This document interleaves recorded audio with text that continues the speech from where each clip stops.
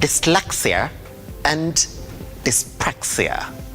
Ooh, hopefully I got that right. Listen, I did my research. Everything was okay. I did my entire research on it.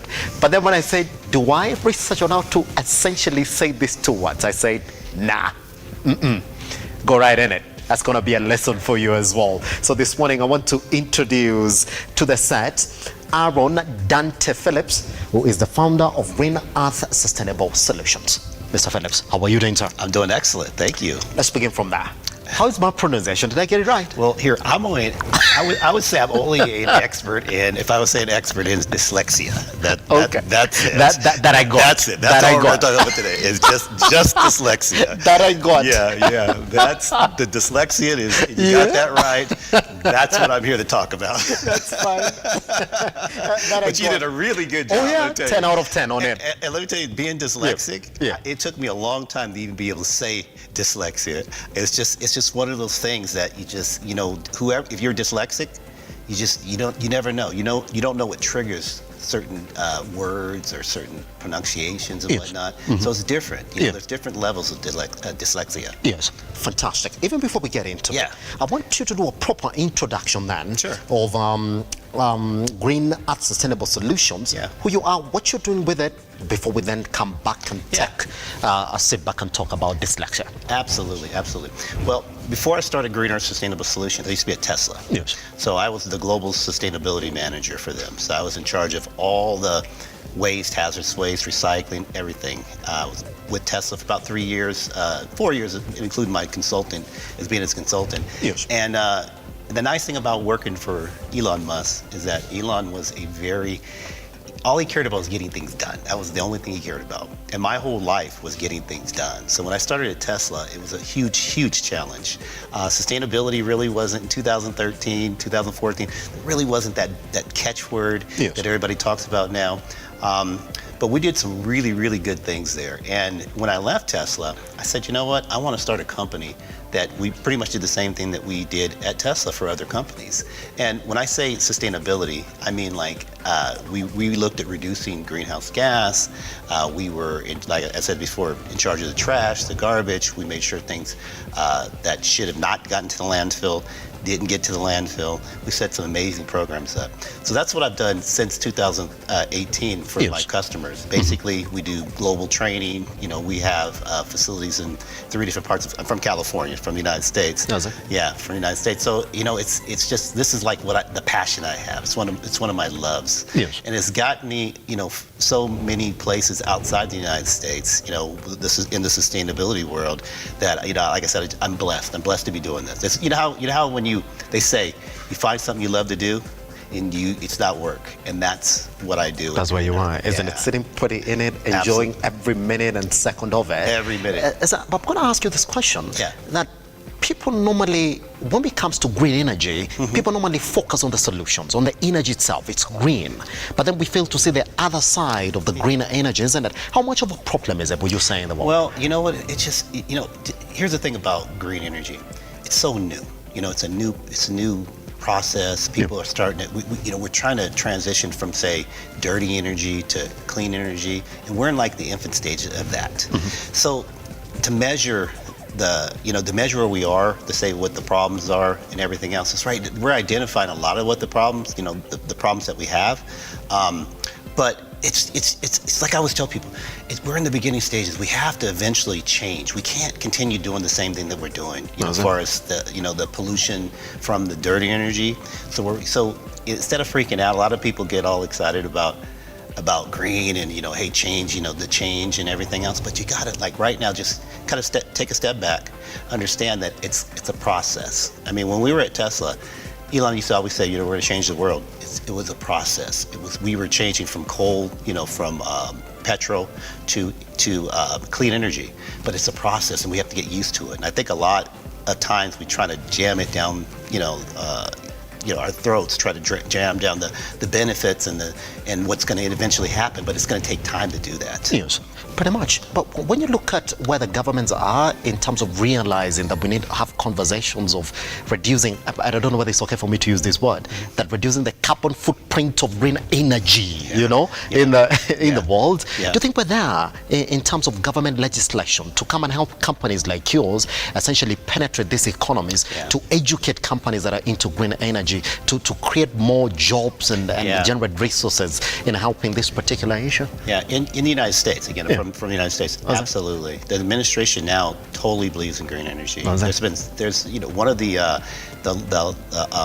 laws that were passed is we have this green package that, like, I don't have the numbers, but we've generated a lot of new jobs, because of green energy. I mean, the government in the United States supports it 100%. I mean, that's kind of the way it is. And in California especially. California, I believe by 2030, you cannot buy a petrol car in the state of California. Now, you can drive them, but you won't be able to buy them. That's it, like a brand new car. It won't be there. They won't allow to sell.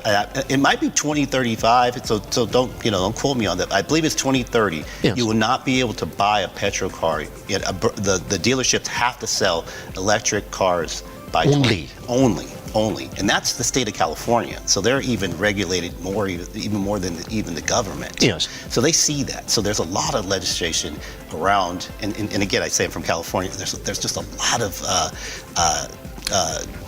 laws that are coming up. They're changing, legislation in California, and because California's a little more greener than the rest of the nation, they're a little more progressive, and I love that. I mean, I love that because that will help explain some of the things that we have to do. It kind of justifies why there's regulations and say organic material. Like you can't landfill food waste in California. There's a law that basically says that you have to, and again as a business, you have to treat that material. It has to either go for composting or organic treatment. That's in California. And those are the laws that are essentially then sort of moving the conversation further in this new area that you're into. Just the last question on this, just before we talk about dyslexia and all that. I will keep on coming back to this as we go on with the conversation. For company like Tesla, for man who's worked for a company like Tesla, would you say that some of the solutions that you did see within a particular company are going to be the magic bullet, for things like e-mobility and green energy solutions across the world? Well, I think we were focused on, the type of power system. So if you think about it, was sun power. Yeah. One of the things that Elon did is he went out and bought a company solar power company.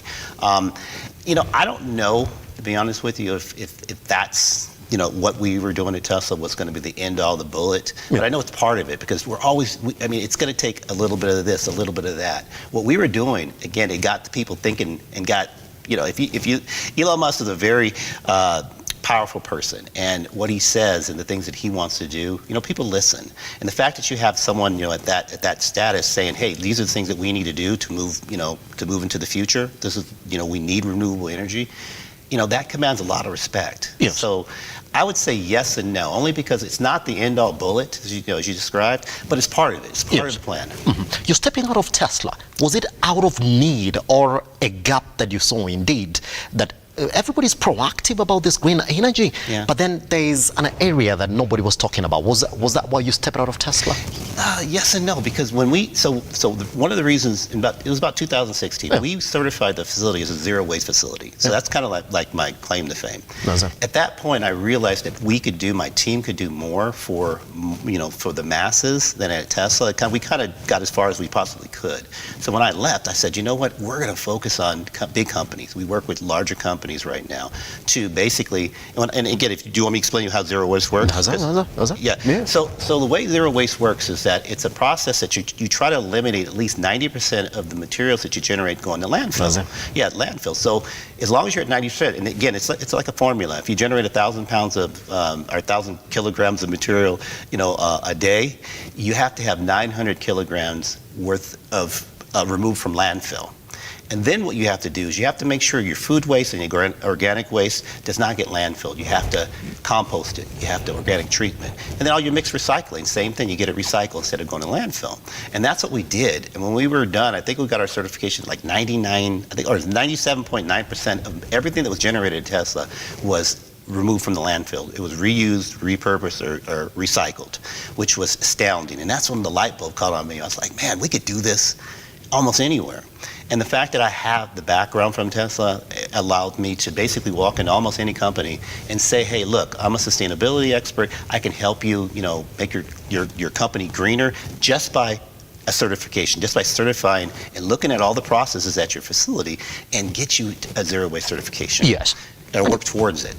And you would say the majority of companies that you spoke to, are they embracing whatever it is that you're telling them right now? In the beginning, no, but now, yes. That word sustainability, that's what I want to tell, like, the young people out there listening to me, I'm telling you right now, if you have a sustainability background, I mean, literally worldwide, you could use that anywhere, and it's the next thing.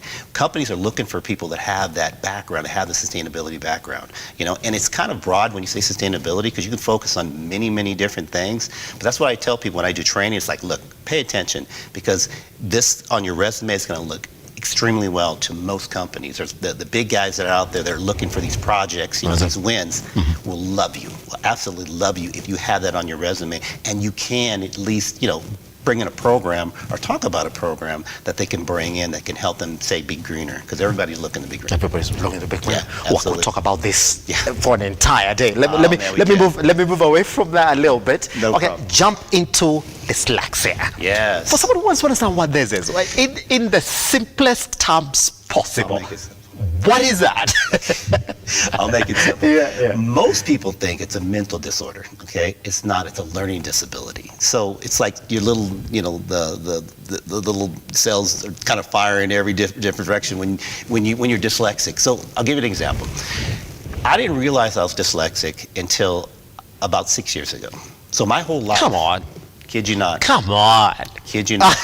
Oh, come on. Most people, most people get diagnosed later in life. They just kind of deal with it. So depending on at what level you are as far as being dyslexic, and when you get tested, they'll tell you if you're mild, if you're, what spectrum you are, when you go get the testing done. I was mildly dyslexic. And what that meant for me is this.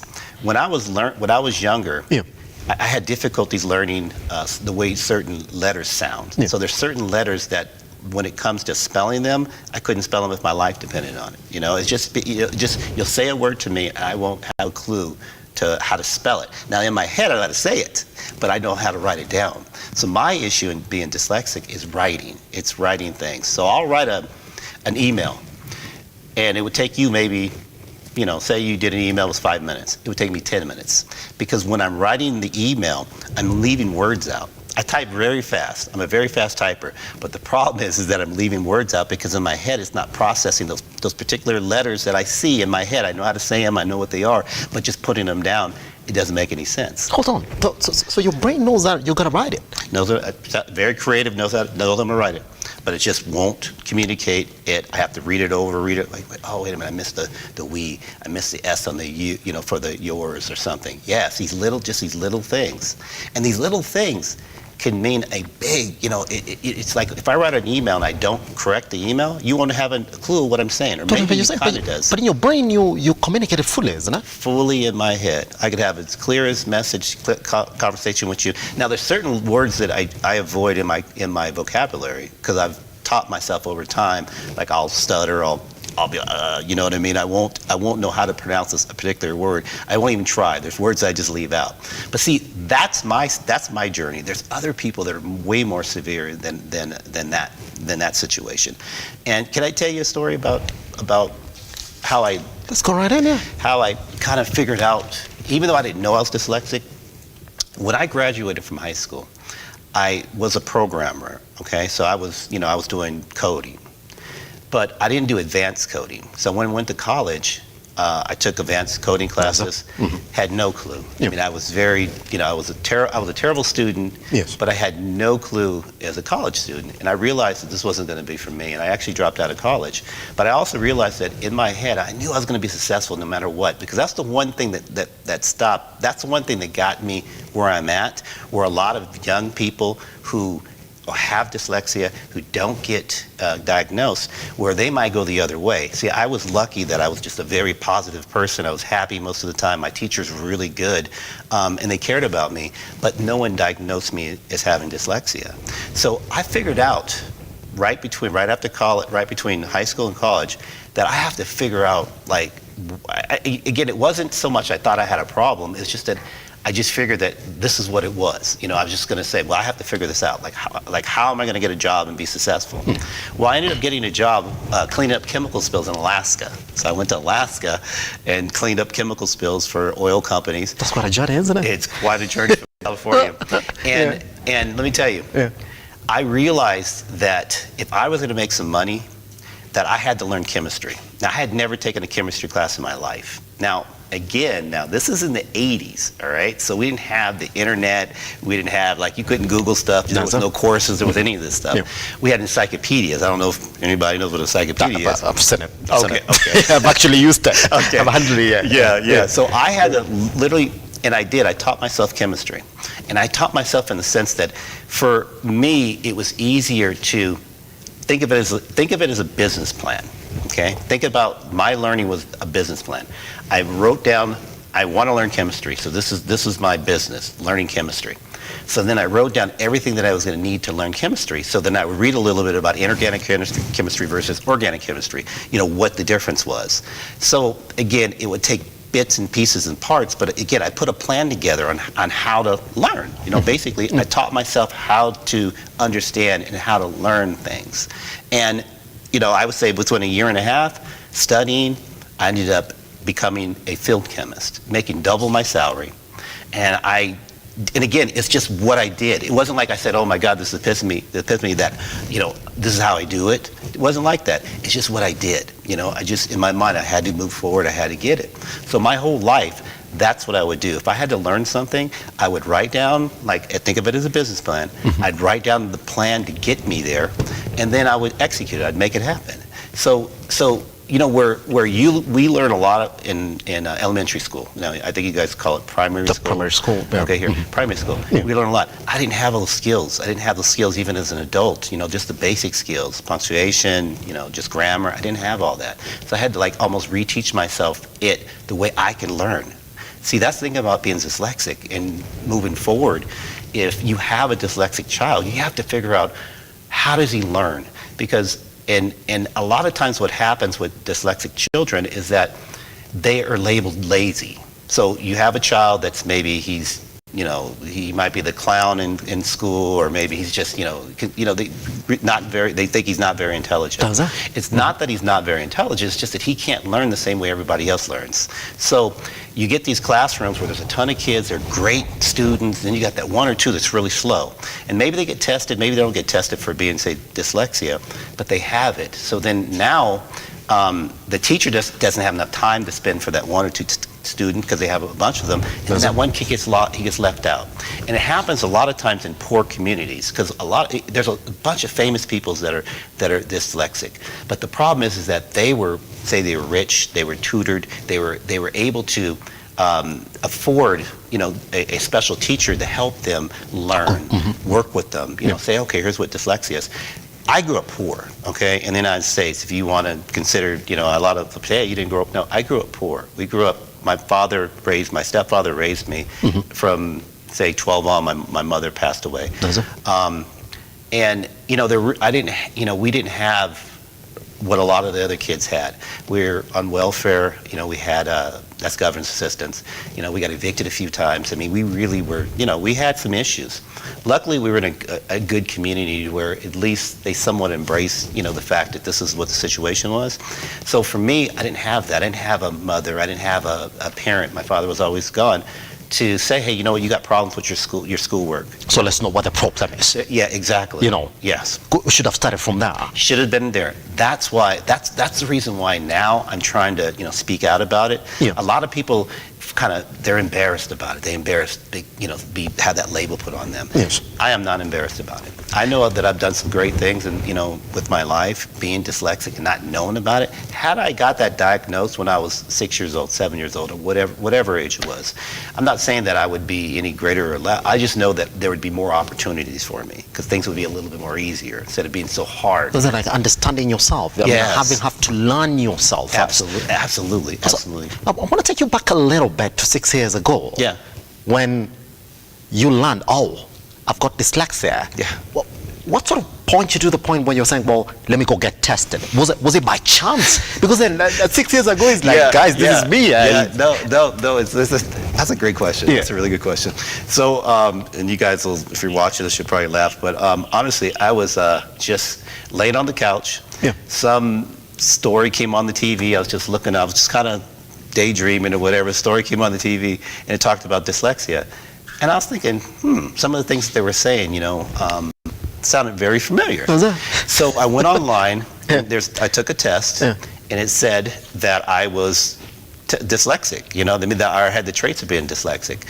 And I was like, wow, maybe I am dyslexic. And then I went and I talked to a doctor, and we took the test. And the test basically is a bunch of questions, about memory, things that you identify. There's some writing things that you have to do, and there's a few different types of tests. But I took the test and they said, yeah, you're dyslexic, and I'm like, it makes sense now. The light bulb cut on. Oh my God, it was like I was being reborn. I could explain why I had some of the issues that I had, learning and everything else. Because I always thought of myself as very bright until I looked at my grade point average in high school, and it was horrible. It was probably one of the worst. I mean, it was pretty bad. It was really almost embarrassed to talk about it, but it was bad. And I was thinking, I get it now. I get it now, isn't it? It was like this light bulb, and it was just like I got re-energized. Honestly, it's like when that happened, because if you think about it, if you I'm close to 60 years old, just to let you guys know. So you go 50-something years of your life a certain way, and you can't explain why it's like that. Yeah, why when you write, it's harder for you to write quickly or understand things, or even and you go that long. And all of a sudden now someone tells you why, you got the answer. It's like you want to shout it out to the world. Like, wait a minute, there got to be other people in the same situation that have gone through their entire life without knowing it. And then you read up, and then you find out that there's people out there exactly like you. And then a lot of people who are dyslexic find out when they're older, when they are in their 50s. It's typically older. And I was like, wow. I couldn't believe it, but it re-energized me. It got me to say, I'm speaking out about this. You know what? I want us to go for a tiny breather. Once we come back, I want to take you back to your journey through school. Because that's when your story now would essentially start to make sense. Majority of people might be going through what you're going through. Definitely. But then I might not even know whether they're in that particular condition that you are in. Guess what? We are here with one Aaron Phillips, who's essentially telling us his journey of dyslexia. He's saying, well, lived the entire of his life without essentially knowing that he had it, all the way to working for great companies. But it's like, wow, I was even working and learning about myself through that journey for dyslexia. But then the bigger question is going to be, for a man who went through his life essentially trying to reinvent himself within a challenge that he didn't know, did it make it easier for him, or did it make it difficult for him? Because then had he known, then he would have been equipped with skills, on how to move through this challenge. But then he found his way to cope up through this challenge. Now, looking back, did that make it easier for him then? Or did he then start using different ways to cope up with that particular challenge? Talk to us at Lookuptv across all your social media platforms. My name is Simba Kiage. The hashtag is The Morning Drift.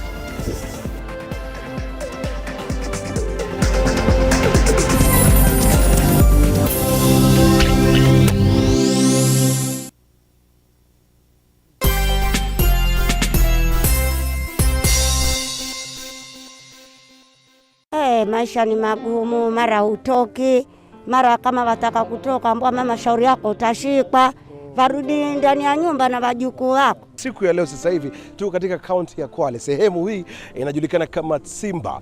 Madhumuni yetu ni kuhakikisha kwamba tunabadilisha maisha ya watu kama 800. Kila mmoja atakuwa anapokea chakula, yote ni kwa hisani ya RUTO Foundation. Tunaambia asante sana, tunaomba tupate zaidi ya hivi. Nashukuru sana alhamdulillah kwa kupata chakula hiki. Kwa hivyo mimi nasema asante sana tena sana. RUTO Foundation nasema tunashukuru, tunawaomba muwe na wakati mwingine kututembelea. Kumbuka wakati ambapo unacheza loto, 25% inatumika kufanikisha shughuli hii. Sasa hivi tunavyozungumza takriban milioni 600 imetumika kubadilisha maisha ya watu kwa hisani ya RUTO Foundation. That is why tunasema kila wakati RUTO Foundation, changing lives.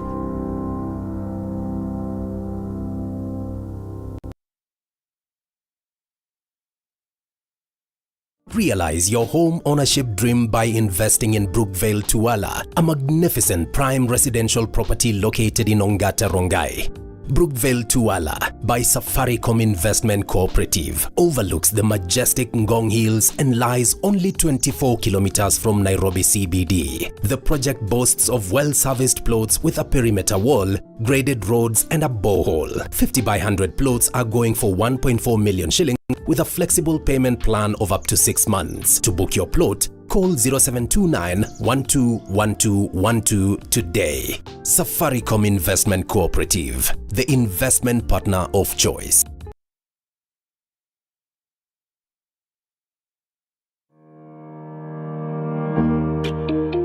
Hi, and welcome to Tujenge Home.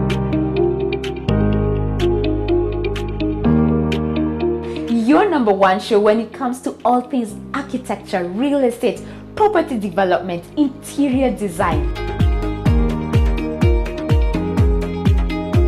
You get it right here on Tujenge Home. When the food is ready. You want to serve them? Dinner is served. Yeah. Let's go. Let's go.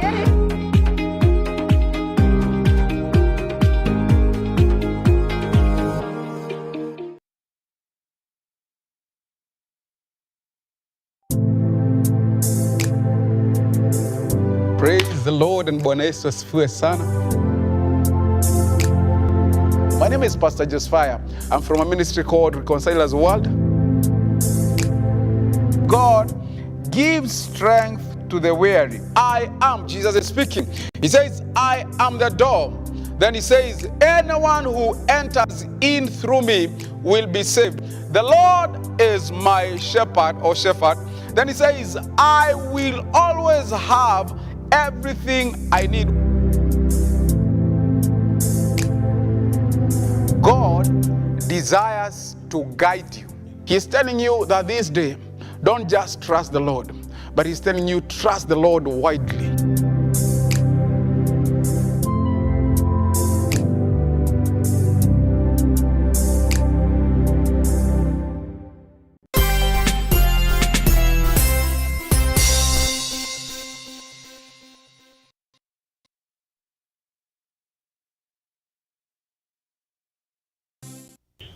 All right. Welcome back to Lookuptv. This is the Morning Drift. My name is Simba Kiage. Let's get into the conversation. In case you are just joining us, we are still with Aaron Phillips, who's essentially telling us his dyslexia journey. He's a man who discovered that he's got that particular condition just 6 years ago. So you would actually summarize his life and say he lived the entire of his life without knowing that he had that condition. So let's get back to that story. So this is a question that I want to put to you before we even get to talk about exactly what you're focusing on right now. When you look at the process that you took, learning yourself, learning how to put your things together, learning through your challenges and knowing how to overcome them by yourself, without somebody coming in and telling you, without an expert coming in and telling you, see, now this is what you are, this is exactly how you're supposed to move through your day for you to achieve whatever it is you want to do, live like this. When you look back, did it make it easier for you just going that journey by yourself? That's a good, man, you asked a lot of good questions. I never thought about that. This guy's good. Did it make it easier? Man, I don't, maybe, I guess. That's a good question. It's a self-discovery, sort of. Like, I've got this challenge, so it sort of focused you. I always had, I always had big, big dreams to do big things. And I never, like I said, I didn't know how I was going to get there. Mm-hmm. But you got me on that one. Yeah, I think maybe. I want to say no. I think it would have. Because I think about the struggles that I've had, and I always was, like I said, a bright person, a bright kid, adult. But those, the things that held me back, I felt like I could have gotten farther in life had I not had dyslexia, But then again, I don't know. You never know about life, man. You never know about life. But in that sense, though, like, picture yourself. Somebody just got you when you're just a kid. Yes. And then they said, well, you see, Aaron has got this condition. Right. Now, for Aaron to perform, please make him live like this. Yes. This is exactly how you're going to help him go through his challenges. Vis-a-vis, Aaron is here, has become very acute in his mind and knows that I've got this challenge and I got to know by myself how to beat this challenge. Yeah.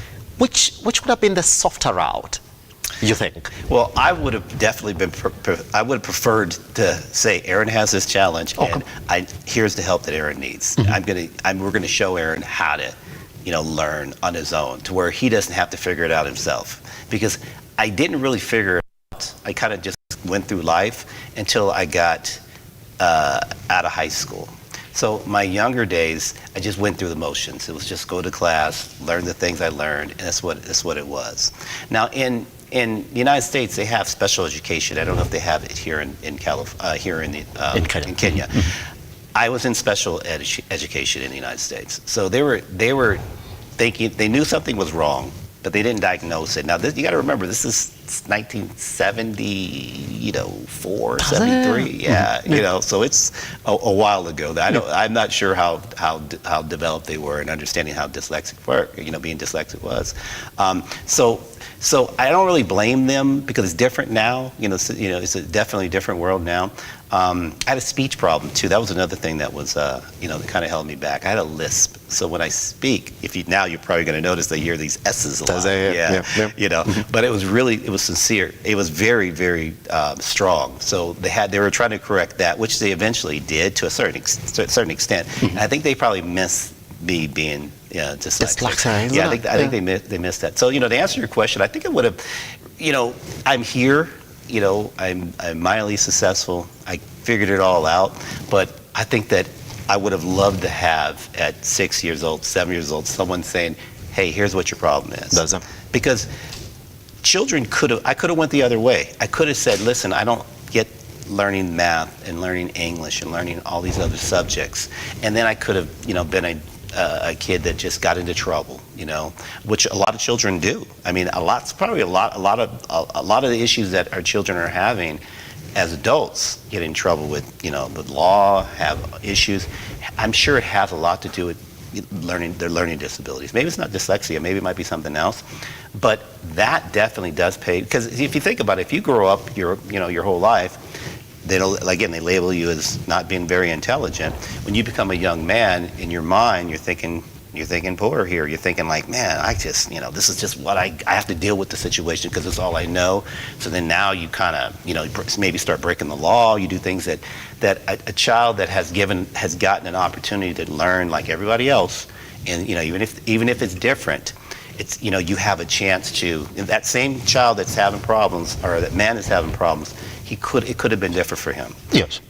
If there would have been, again, someone, and again, I remember a lot of times, my father, he didn't really question how smart I was or anything else, but he didn't give me the support that I felt that if he had been more in tune with understanding who I was, he could have maybe corrected some of it. And I'm not blaming my dad. My dad did a good job for us, raising us. He did what he knew. Yes. But I'm saying now, being a parent, understanding that, hey, I'm dyslexic. I see what it did for me. And luckily, though, I always had that positive mind. And that's what got me as far as it got. Does that? Yeah. So just before we run out of this story and then focus on exactly what it is you've started right now. Sure. If you look back to your days before high school, mm-hmm. all the way up to high school, mm-hmm. would you put some of the challenges you went through in your education system basically on your condition for dyslexia? Definitely, 100%. All of them? 100%. 100%. Because you're competing with people who are not essentially in the same line as you are, isn't it? Exactly. And the thing is, it's like you don't want to even try, you know, because you know you're not going to get it. You know you're not going to be able to write very well. You know you're not. If someone explains something to you, you know you're not going to get it. So you're going to sit there as a kid and not cause any problems. Does it, isn't it? Yes. Because you know, like, I'm not going to get this. Yes, you're not going to get it. You're going to get it, and it's just not going to make sense. You know, the only way now when I learn something new is I have to write it down. And then I have to analyze it. That's the only way. It's like everyone, you know, since I got to Kenya, they're teaching me Swahili. You know, they're teaching me all these words. You know, and I'm telling them, and again, no disrespect, and I love Kenya. I love this country, but no disrespect. When I learn, like for me to learn Swahili, I literally have to take the word and then I have to break it down and I have to make the word sound the way it makes sense in my head, you know, if that sounds, I know it sounds, see, people are dyslexic, they get it. Like, I know that there's people who are watching this saying, I get it. I completely understand whatever you're saying. It's hard, maybe for someone doesn't get it, but that's what I have to do. Yeah. So you could repeat it, you could say, you know, anything to me in Swahili, and I swear I might get it right. Like, you'll say, oh, great, you get it right. Well, I'll walk away and come back, and I will have a clue of how to say it. Completely. What was he trying to say? None at all. And I don't want to be disrespectful because, you know, like I said, I love Kenya, I love Africa, I love the different languages, but that's my challenge. You know, that's always been my challenge in life. So that's like an example of the things that I've had to deal with, that I have to, I'll meet someone, I'll write their name down, I'll say it 50 times, we'll walk away, I'll come back, I know I'm going to meet this person in a week, so I'm going to practice name, finally, and then finally it kind of clicks in and then I get it, you know, I get it. One of the things I do too, this is a word that I always mess up. So if your name is Brian, I spell your name brain. I switch the A and the I all the time. So if I were to write it out, I literally would write your name. Every time I write it without thinking about it, I write brain instead of Brian. Yeah. Okay. And then I look at it, I'm like, oh, that's brain. I have to switch it back, and it just happens automatically like that. You know, that's one of the things that is these little triggers. There's little things that you know, and I didn't identify that until I was diagnosed. That's it, isn't it? Yeah, I did not know. Yeah. Yeah. And you're in an education system where you're competing with kids who essentially, for them, time is not an essence in their understanding, but time was very important for you because you needed time. Sit down and analyze your thoughts and whatever it is that you have on paper. Absolutely. That's had to be a big challenge, Aaron. Well, when you look at it, you just... It is, and that's the thing. I'm not going to try to downplay it because there's children out there that didn't have the luxury that I had. As far as like, I'm going to tell you right now, my idol. A lot of people say, oh, the football athlete or whatever. Yeah.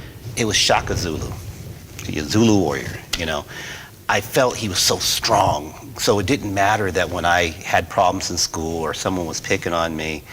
You know, I'm Shaka Zulu in my mind. I didn't go around, you know, saying I'm going to hurt somebody or I'm going to take over a village or whatever. But in my mind, I idolized him. You know, he was just a strong guy. So it didn't matter that I wasn't doing very good at school. It didn't matter that we didn't have money. It didn't matter that I wasn't a very powerful person. But inside, that's what I thought of myself. I thought of myself as being a warrior, you know, and that was the mentality that I had. And that's what got me through, you know, elementary school, high school, whatever. I just focused on, you know, I didn't think about Shaka Zulu every day, but that's who I thought I was, you know, inside. Yep. And that's what it takes for someone who has dyslexia or has a learning disorder or is having issues at school or whatever to feel good about themselves. You know, not in a way that you want to hurt someone violent or anything like that, but just personally, you know, just to focus on yourself. And that was the one thing that really got me through my younger days, is feeling that about me. And plus, like I said, I was a pretty happy kid. You know, I honestly was. I was pretty kind. I didn't fight very much. I was always a defender of the underdogs and whatnot. I just felt like that was my role. That's exactly right. So again, it's not one or two or three things, but the one thing that I do focus on is the fact is how I felt about myself. What I thought about myself. And that brings me then to the next part of our conversation, because all the way now, you want to start this program Yes. that's going to choose people, that's going to teach people to focus. Yes. You know, can we then lay it bare for anybody who wants to understand what that program is? Absolutely, Yeah. absolutely. So I figured, you know, and again, this was the epiphany I had once I figured out I was dyslexic. How did I get this far? Like, what was it that got me there? And what it was is writing things down and really analyzing the simplest things, you know, the simplest problems. When I was at Tesla, I remember our group at Tesla was brand new. Like, there was no environmental sustainability group at Tesla before I started. I started as a consultant in 2013, and then we did a really good job, and they hired me in 2014. I didn't want to take the job, to be honest with you, but because I knew it was going to be a challenge. I knew working there was very difficult. It's very difficult. It was, in the beginning, it was very, very difficult. And I didn't really, you know, I kind of semi-retired from a couple companies that I'd worked before. Yeah. So I didn't know if I was really ready for the challenge, but they talked me into it. I took the job, but we were new. So I brought in a lot of my old managers, people that had worked for me back in the day. I brought my whole team. I had a great team. That's the one thing I will say that I missed about Tesla. I just had an amazing staff. They were the best. They were subject matter experts. So me, I'm kind of the journalist, where they were like they had it. So I had a really, really good team. So when I had to speak to Elon, I had my facts together. You gotta have facts together when you deal with Elon. So but they would get stuck. They're like, what is the sustainability thing? Like, what are we talking about here? You know, they're all environmentalists, you know. They're like, what is this? And I would say, look, what are we trying to do here? We're trying to eliminate waste at Tesla. So that's I call my plan DPX. So that's our dream or our goal, is eliminate waste at Tesla. So what's it going to take to do that? Okay, now we have to put a plan together to do that. We have to change out the containers. We have to do education. We have to work with our vendors to take waste that they are recycled material that they normally throw away. So, you know, it's just a whole list of things. The team, we'd have a meeting, this whole list of things. Certain people would take certain things and whatnot. And then at the end, you know, here it is. You know, we solved the problem. So the way that I had my epiphany, I'm thinking, damn, that's kind of how I learned. Yeah. That was my life. Yeah. I was like, wow, that's amazing. And then I was like, you know, I can motivate people to maybe you're not dyslexic, who maybe get stuck in life, that say, you know, hey, I'm kind of stuck in this career or whatever the situation is. Well, you know what? I call it write a DPX. Write down your dream, put a plan to achieve your dream, and then it's a play on execute. We take the X, you know, instead of an E, we take the X and make it DPX. My best friend came up with the X. He said, it looks better, because it was going to be called DPE, but he said DPX sounds a lot better. I'm like, cool, cool. So now what I've done is, I started a nonprofit in the United States. And the thing about DPX isn't about, like, I don't want anybody giving me money. This isn't no charity. This isn't something where I'm going to say, hey, I want this donation from you guys. It's nothing like that. What I want is, I want everybody to say, okay, what is my dream in life? My dream is to do X, Y, and Z. And I think I used an example of a child. If you teach a dyslexic child at 8 years old to write a DPX, and you say to him, okay, what is it that you want to do? And they say, hey, I want to own a business. Okay, no problem. When do you want to own the business? As soon as I get out of college. Okay, great. 22, 23 years old. Okay, so what you're going to do, you know, 13 years, you're going to have a 13-year DPX. All you're going to think about every single day, not all, I should say, but what you're going to think about every single day for 13 years is owning a business. That's part of your DPX. Then you're going to write a plan. So you're going to write a plan on how to get there. And then you're going to work on that plan to check off all those boxes for 13 years. That is what your DPX is going to be. So and again, after 13 years, and you're fighting through all the issues and all the, you know, again, being dyslexic, but you're fighting through all those issues to get to where you need to get to. You're aware. So now you have this awareness that, hey, I gotta figure this stuff out. I have to achieve these dreams. I got 13 years as the time just starts ticking. Yeah. So what it's going to do, it's going to build this confidence in you. You're going to stop worrying about if you're getting picked on, like I used to get picked on. You're not going to worry about if your parents are there not raising you, or you're homeless, because in your mind you're going to think rich. And I always tell people, when I say think rich, I don't mean money. DPX is not going to, you're not going to do a DPX and get rich overnight. I think it's almost impossible for that to happen. You got to put the work in. But you're going to think rich in the sense that rich about yourself. It's not about a money thing. A lot of people say, oh, hey, how do I, what's holding me back from my dream is my money. Well, if you think of it as a business, I call this a personal business plan in life. If you have this amazing idea and you write it down on some toilet paper and you hand it to this billionaire and you say, hey, I got this great idea, and he looks at it and he's like, what is this? Get away, this doesn't make any sense. It's just on a piece of toilet paper. But if you put together an amazing business plan that addresses all the things that you need to get there, now he might not give you the money, but he might know somebody who knows somebody because you came at him with this professional business plan. And that might be the opportunity that gets you, get your dream, achieved. So it's the same thing in a personal business plan.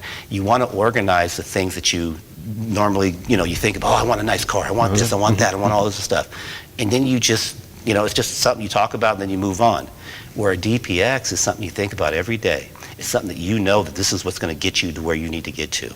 And it's going to, as a child, if you're taught that as a child, it's just like children typically learn easy. You can learn languages and everything when you're a child a lot easier than when you get older. So if you teach a child a DPX when they're young and it just becomes who they are, like right now, no one thinks about breathing. You just breathe. It just happens. You know what? You breathe. It's the same thing. If you're taught at a young age to do, 3 years into a DPX, you're doing it every day, it just becomes automatic. So now you're going to have that confidence. You're just going to, hey, I'm going to get there. I don't care if I get picked on. I don't care what's going on. You're going to get there. That's what I'm trying to explain to the world about how DPX works. It's not a program. My friend will say, hey, you could charge. No, it's not about charging anything.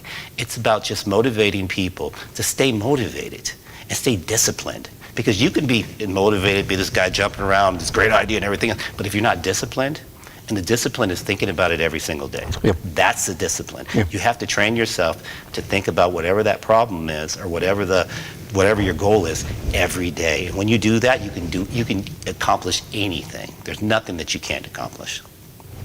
And this plan, essentially, is gonna. I don't know why you didn't call it the Aaron Phillips plan. No. Of getting through in life, because it's essentially just a product of the challenges that you've gone through life and exactly how you've beaten them all the way to making you the person you are today, isn't it? It is, and there's a lot of programs that are similar to that. Whether yes. Brian Tracy's my idol, excuse me, and he talks about that. Yes. He talks about that. So there's no way I would call it Aaron Phillips, but I'm saying it works. It's yes. proven. There's studies out there, and I didn't know any of this stuff until I started figuring out, like, this is how I learn. This is how I accomplish things. This is how I get it. I don't just, like, as I said before, learn Swahili. I'd have to go to school. I'd have to sit down. I'd have to figure out, like, next time I come to Kenya, I'm going to be able to speak a couple of Swahili words. Yes. To where I'll get it. You'll give me credit for trying. I will get it. Seriously. Just like I said, I love this country so much, man. I love this country so much. But that's it. Yeah. So I'm gonna write a DPX and learn the Swahili. That's what my next just DPX to prove that indeed this thing actually does work. Absolutely. Focus on it, isn't it? And I'll prove it to you. Yeah. You have who would you want to sort of run to this program? Like, if you're going to preach it to somebody else, who do you think best of fit? Who would it be for? So, I'm now. It's going to be official soon, but Africa Dyslexia. There's this group. A woman who founded Africa Dyslexia. She is amazing, and she has dyslexia. And we have. So when we're talking on the phone, it's like, yeah. Their focus is teaching teachers about dyslexia, so they can identify it. Because parents, if you don't have experience, especially in, say, poorer countries, if you don't have the experience that, say the Westerns have, it's more defined, it's more accepted, I guess you could say. There's still a little gray area there, but there's more teaching, there's more put towards education.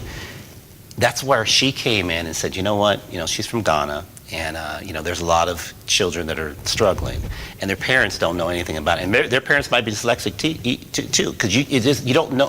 There's no cure for it. That's the one thing. You can't take any medication, because trust me, if you could, I would take some. But there isn't any medication, so you never know. And you don't know how you get it either. So it's not like, oh, it's hereditary or anything like that. No clue. It's just one of those things that just your brain just is working a little bit differently, So the focus is really educating the educators, because now they can identify if they have a class full of students and 9 out of 10 of them are doing well, but that one isn't. Yes.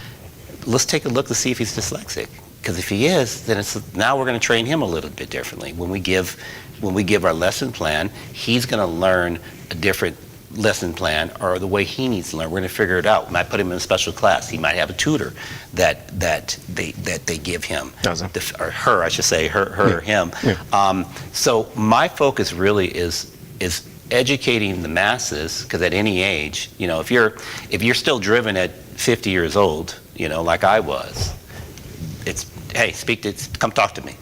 If you're not so driven, you don't care, and you're successful, you made it, then great, you did it your own way. I know a lot of people stuck in their 30s. I know so many people that are stuck in their 30s. I was talking to a writer, and I'm so proud of this guy. He heard what I had to say about DPX. He's a writer. He said, you know what, you're right, I'm going to do a DPX. And he came back to me a few days ago, and one of the things he said to me was, because of DPX, he wanted to buy a house, and he didn't know how he was going to do it. I told him, I said, you know what, you got to come up with a process to generate revenue to buy the house. So you know what he did? He got together with 9 of his friends and families, and now they're pulling their money, $20, he said $20 each person, $100 a month for the next 5 years to buy this piece of property. And then they're putting money aside for their houses and the things that they're going to buy. And I'm like, wow, man, that's powerful. I go, see, that's what I'm talking about. And it was all because he focused on buying, the house. Like, what's it going to take? He needs money. So how are we going to get money? Where does he want to put it? Where's he going to get it? What's it going to need? He just wrote all that out. And he hits a 5-year plan. By the time he's 35 years old, he's going to have the money to build the house. He's going to have the land to live on there. And he's going to live among his family, live among his friends, on a nice piece of property, wherever he's at. I was like, see, that's what I'm talking about. And that's all it is. I mean, that's all it is. I can't tell you. A lot of people say, hey, what should I write? What? I can't tell you. That's you. You got to figure that stuff out. Yeah, I'm not gonna. A lot of times people are asking me, how do I make money? How to do this? The way I did it is not the way that you do it. It's not the way you can do it. That you have to write your own story. I can't tell you any of that. All I can just give you is the system that I used to be, again, I say reasonably successful. Is I did my DPX, even though I didn't know it was called DPX. I had no idea it was called DPX. I did my DPX. I was able to, you had said it before, I had kind of leveled up. Every job that I went to, I leveled up. I went from a technician to a field chemist. I became a manager or low-level manager, working for an environmental company. Then I went to work at Stanford for the Department of Energy, and then from there I went to a startup. There I went to a metal recycling company, and then from there consulting to Tesla. And now I own my own company. So you see the journey, but every time I learned a little bit about something, I kept that, I retained that knowledge. I kept moving up, kept leveling up, and then finally I got to the point where now I can control my destiny. Pretty much. Yeah. I want to, when it's time, I want to give some advice to the... Yes. It's actually time now, because we only have 2 minutes left for this conversation. That's exactly how 1 hour has just flown by. Wow. So for any other personals listening to you then, who might be stuck, number one, they might not be knowing exactly where they are. Right. And number two, the career is essentially just stuck. Yeah. Because of this thing that you're talking about. Sometimes you might just not know. What will be your message to them? Okay. So here's what I would do, honestly. It depends on where you are in life. If you're in your 20s and 30s, I always tell people, don't ever chase money. That's the worst thing that you can do, is chasing money. Because then you have to figure out how do you keep up with the nice clothes and everything else. You're not focused on the end. The end is your 40s and 50s, where you have a process that you've put in in your 20s and 30s that are allowing you to do the things that you want to do. You know, maybe it's in your career or whatever it is. So in the beginning, don't chase money. If you're stuck in a profession, you know, you went to school, you got a degree in whatever you got a degree in, but you're stuck, you can't achieve that dream that you want, then pivot. The reason why people have used me, have wanted me to be around them, is not only am I positive, I always am thinking about like how to solve problems. It's one of those things where most people call me for my resources. I know someone who knows someone who knows someone. So that's how I built my system of functioning. Yeah. If I were you, I would find something, and again, it sounds like a cliche, something that you really, really want to do, and then write a DPX on how to get there. Try something, basically something that you love. But you have to, whatever the issue is, whatever the dream that you might have, you have to think about it every day. You have to take it seriously. Because a lot of times people get frustrated and they're like, oh, I'm this and this happens, and then they pivot over here. They forget about this. They forget. They just go through the motions, I guess you could say. No, you can't go through the motions. You have to take that very seriously. That feeling that you have that you're not where you want to be, you have to do something about it. I always tell people, let's go, let's get it done. Let's stop messing around. Stop messing around. Yes. Really take what you feel seriously. Don't listen to anybody else. If you have a dream, go out there, write your dream down, put a plan together, and then make it happen. But key thing is think about it every day. And it doesn't matter if you're 8 years old or you're 80 years old. It does not matter. And I want everyone that can hear my voice to understand that that's how you get there. That's the process. There's people who are like laser focused. They have this career that they love. They're from a young age. They get it. That's not the majority of the world, though. Pretty much. Aaron Phillips. Guess what? I don't know when you're going to be back. We need to sit down and even do a 4-hour podcast. We talk about it to the point that we can't talk about it anymore. It's been quite invaluable in this particular set. Now you do know exactly what that is. Dyslexia, you might be going through it, or any parent now, your kid is facing difficulties and understanding basic things sometimes, get them tested, know better. And after that, just get them concentrated on that particular one thing that Aaron Phillips is calling the DPX, Guess what? That's it. I'll meet you tomorrow for another edition. Good morning. This is the Morning Drift, taking back to the time that he joined us at Lookuptv across all your social media platforms. The hashtag, The Morning Drift.